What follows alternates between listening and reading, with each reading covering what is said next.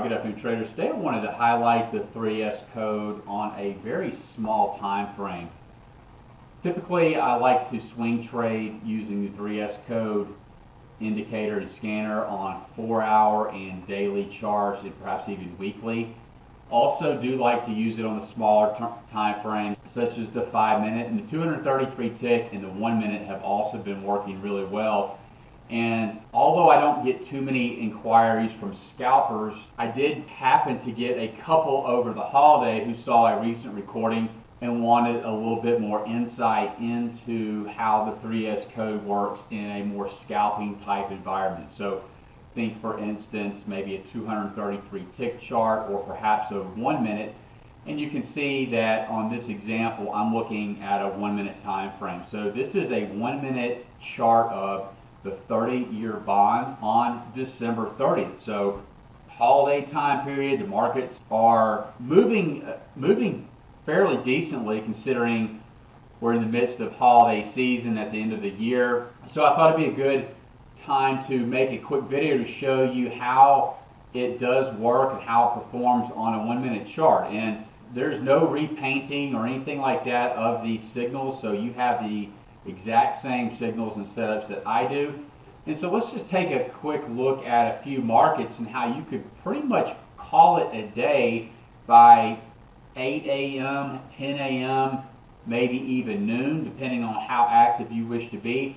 But looking here at a 30-year bond, if we started our trading day at 6 a.m., you see we had a long trade, 1, 2, 3 bottom, long trade here at around 6:30 a.m. from around 155.26. It went up and met our first profit objective at 28, good for 2 ticks. We flip over to the short side at 7 a.m. and have a short from 155.28 back down to 26 for another 2 ticks. And then we move over and we don't get another signal until about 8:10 Central, a long trade from 55.14 up to 155.17 for 3 ticks. So as of now, with 3 trades, we have plus 7 ticks. We don't get another trade until 10:45 a.m. if you continue to trade, and we get along from around 55.17 up to 155.19 for another 2 ticks. So we're at 9 ticks now. Here's another trade during the lunchtime session. We get no close below the number 2 points, so no trade. And it's now 1 o'clock Central, likely a good time to discontinue trading bonds. So each tick in the 30-year bond is $31.25. If we take 9 times 31.25, it's $281.25 per contract. If you did 2 contracts, that's $562 on just a few trades. Let's go over to crude oil and see how crude looked. Go back to 6 a.m. just like we did for the bonds, and let's view our trade setups.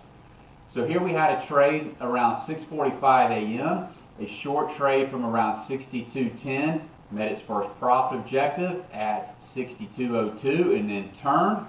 Here we had another short trade around 8:10 a.m., around 62.15, looking for a target of around 62.05.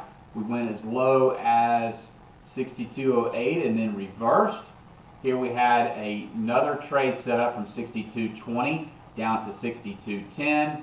Here we had a long setup, or a long trade from 61.85. Looking for a target of 62.05, and we get that right here. Here we had another long trade at 10:45, long trade of around 61.45, looking for a target of 61.75. Look how it just trades right to the level, and then will often reverse. So let's take a look at one more of my favorite intraday markets. That's the S&P and Nasdaq. So let's flip over to the Nasdaq chart here. Again, we'll start at around the 6 a.m. mark. You can see we had a couple of trades in early pre-market around 4 or 5 a.m. European session. Got our first trade, which was a short around 87.87 down to 87.83, 84 around 7 o'clock. Possible short here from 90, stopped out at 93. Had another short here from 90.5 around 8 a.m. and it went on and sold off down to 86, and then also met its second profit objective down here at 81 before reversing. And we ignored this trade because the averages are too far apart. We get a lower low with some good divergence here. Averages are starting to merge, so we can pick up another long here at around 08.5 or 09 and take it up to around 87.25. So come back forward and see how we're doing this afternoon. Averages are still spread here. Possible short there with the stop out, and then we get another chance to go short from 52 down to about 49.5. So some very nice, easy, clean trade setups there on just a few markets there, the 30-year bonds, crude oil, and Nasdaq. You can really apply it to any market you wish, such as gold here. Here's gold on a 1 minute. It looks like we had a short there, and we had another short there, and another short around 7:30. So a few trades in gold. We wanted to look at maybe the euro currency. See, we had a short there, no short there, and a short here, and then a quick long trade into the lunchtime session. So that's a few examples for you on the 1 minute chart. I encourage you to test it out on what time frame works best for you, whether that's a tick, 5 minute, hourly, 4 hour, or higher. Test it out, let me know your thoughts, and I look forward to seeing you on the next update.